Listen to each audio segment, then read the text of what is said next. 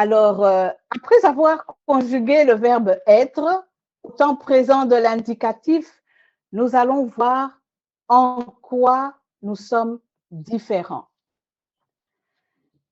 Ça, c'est le deuxième secret. Le secret qui est de savoir que nous sommes différents, découvrir nos différences et pouvoir les mettre à profit dans notre couple. Parce que si on ne sait pas qu'on est différent, il y aura toujours beaucoup de friction entre nous.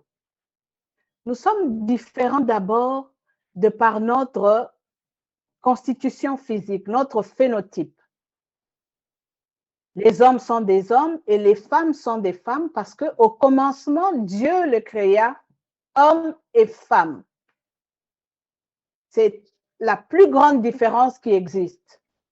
À l'homme, il a donné l'appareil reproducteur ou sexuel qui est extérieur.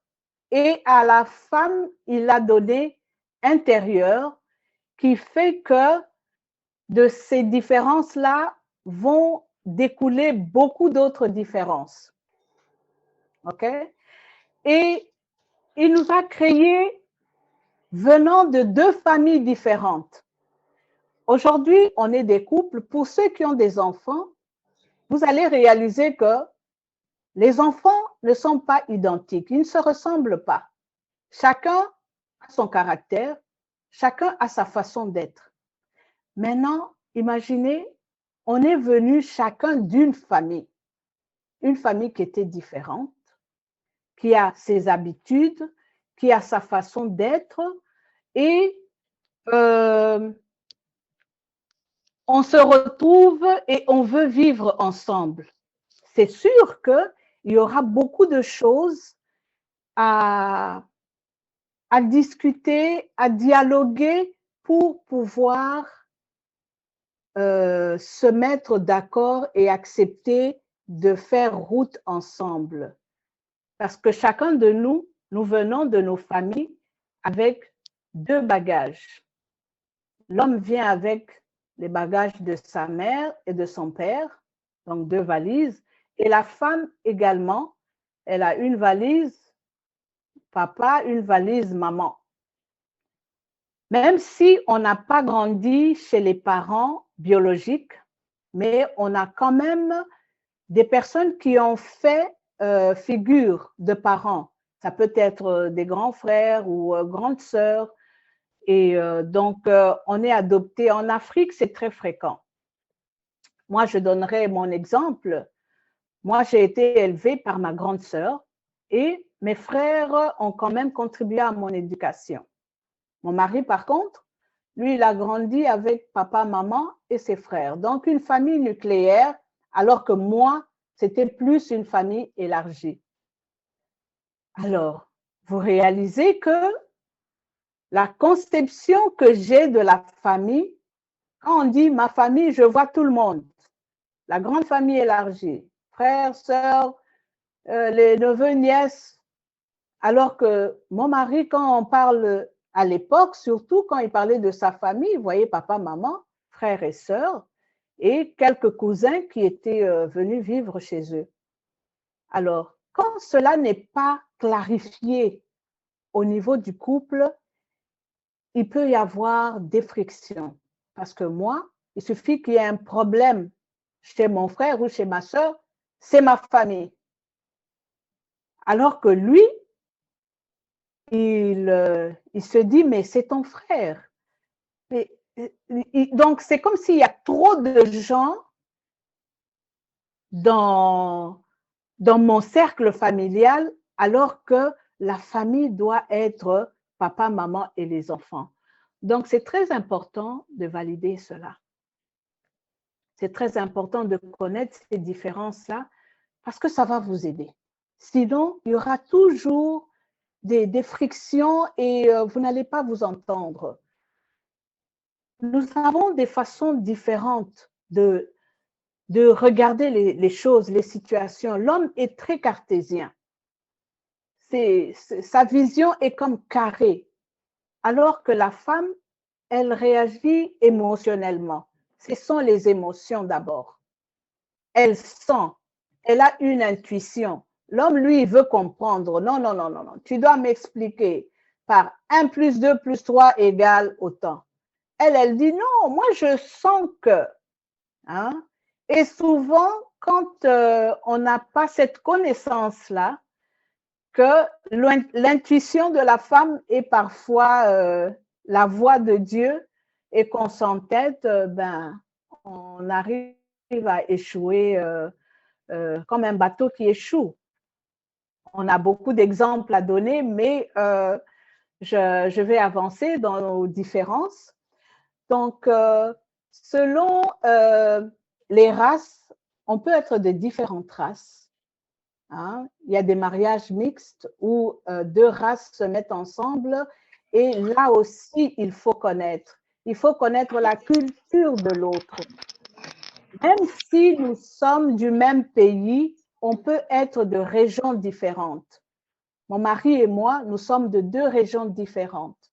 Nous venons de la République démocratique du Congo et moi, je suis originaire du Kasaï, alors que mon mari est originaire du Katanga, ex-Shaba. Mais Dieu merci, on a des us et coutumes qui sont relativement similaires. Alors, on se comprend beaucoup mieux. Mais il y en a où c'est vraiment différent et il faut apprendre, il faut s'informer, il faut aller chercher tout ce qu'on a besoin d'apprendre sur notre époux, notre épouse, pour mieux le comprendre et mieux l'aimer. Parce que sans la compréhension, il n'y a pas de confiance et l'amour ne sera pas parfait. OK? Alors, nous avons également des façons différentes de faire les achats. Le croquis que nous avons donné, on va bientôt le mettre à l'écran. Ce croquis-là, il montre un peu comment les femmes font les achats et comment les hommes font les achats. Louis César, est-ce que tu peux nous mettre le croquis? Alors, dans le croquis, un homme, quand il va pour acheter quelque chose, il entre. Si c'est 1 ou 2 choses, il va entrer, il cherche la chose, il le prend. S'il y a une 2e chose, il prend, il ressort, il va à la caisse et il est dehors dans la voiture. Alors que la femme, quand elle entre, s'il y a 10 rangées, elle doit faire toutes les rangées. Elle entre, elle tourne, elle revient encore sur la rangée là. Pourquoi? Parce que la femme, quand elle fait les courses, elle ne va pas juste chercher ce dont elle a besoin. Elle va chercher ce dont elle a besoin, mais qui a une meilleure qualité, mais avec un bon prix. Parce que elle veut acheter plus de choses que ce qu'elle est venue acheter. Et souvent, on cherche également les choses qui ont été soldées pour remplir le panier d'épicerie. Alors, si là aussi, vous en parlez, monsieur, tu sais que quand madame entre, elle prend son temps pour ne pas t'énerver. Tu peux attendre dans un coin du magasin ou alors tu dis, bon, écoute, moi, je t'attends dans la voiture, prends ton temps. Au moins, tu achètes la paix et elle va tranquillement, elle fait ses tours, elle tourne et retourne et elle achète tout ce dont elle a besoin, elle retourne dans la voiture. Mais quand vous allez ensemble, c'est déjà arrivé qu'il s'énerve, il dit, mais on est venu pour telle chose, mais on ne fait que tourner dans ce magasin, qu'est-ce qui se passe? Alors je lui dis, écoute chérie, je suis en train de réaliser qu'il manque aussi ça. Oui, mais on avait une liste. Je dis, oui, c'est vrai, on a fait la liste. Mais en voyant telle autre chose, j'ai réalisé que ça manquait à la maison. Il dit, bon, tu sais quoi? Vas-y, je ne veux pas te stresser parce que sinon, ça ne va rien donner. Je vais t'attendre dehors. J'ai dit, OK. Et comme ça, il va dehors, il met sa musique de louange. Au moins, il adore Dieu. ou il appelle un frère pour parler. Et c'est des façons de faire pour mettre la paix dans la maison. Et quand on arrive à la maison, parfois, c'est le moment du repas qui est le moment important où enfin, monsieur et madame peuvent s'asseoir et manger. Quand on a des jeunes enfants, bon, il faut s'occuper des enfants et tout, mais il peut arriver que si monsieur a été habitué quand il était étudiant à manger devant la télévision, il se sert, il va manger devant la télévision et la femme, elle est frustrée parce qu'elle a envie de s'asseoir à table avec son mari pour manger. Mais non, soit il mange en jouant à un jeu vidéo ou il mange étant sur son cellulaire.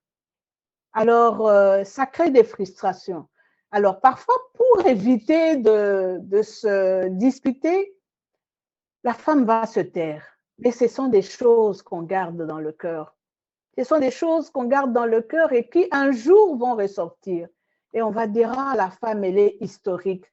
Quand il y a un problème, elle se souvient de ce qui s'est passé il y a 2 ans, 3 ans, parfois même il y a 10 ans. Pourquoi? Parce que c'est des choses qui n'ont pas été abordées, qui n'ont pas été discutées ensemble et ça fait que ça reste dans le cœur jusqu'au moment où ça doit sortir. Ça doit sortir.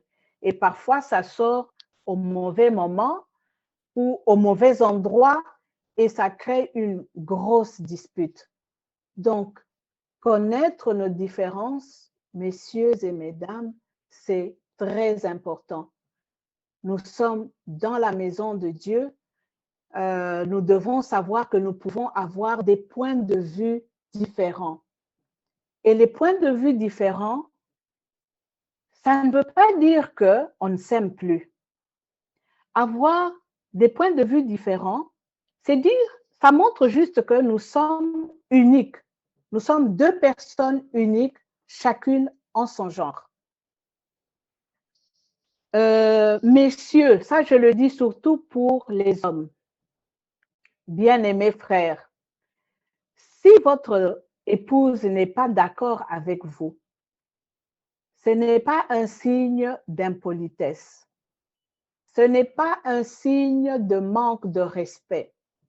Ce n'est pas un signe d'insoumission.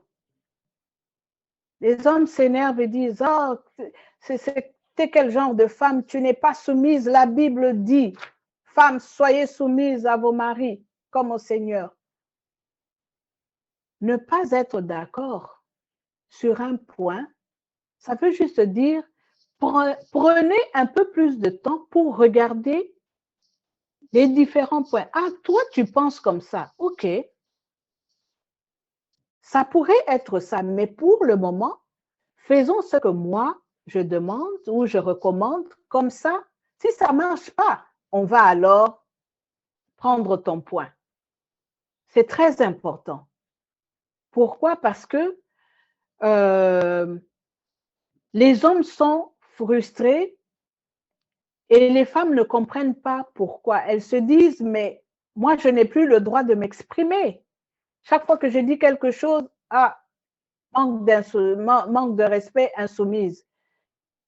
Alors moi, je voudrais juste rappeler aux hommes, soyez sans crainte. Les femmes là, vous les avez épousées, elles ont quitté père et mère pour s'attacher à vous et vous suivre partout où vous allez partir. Elles ont accepté d'être sous la mission que Dieu vous a confiée. Parce que la soumission, c'est quoi? Soumission. Nous sommes sous la mission que Dieu vous a confiée. Parce que devant Dieu, vous êtes responsable du couple. Devant Dieu, c'est l'homme qui est le chef. Alors,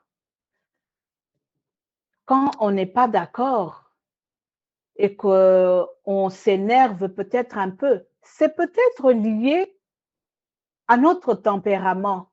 Mais si vous ne connaissez pas quel est votre tempérament et quel est le tempérament de votre épouse, vous risquez de penser que, ah, elle s'énerve facilement. Ah, elle est comme ça, elle est comme ça. Et vous ne comprenez pas pourquoi. C'est pourquoi je vais passer maintenant la parole à mon mari pour nous parler de qu'est-ce que c'est les tempéraments.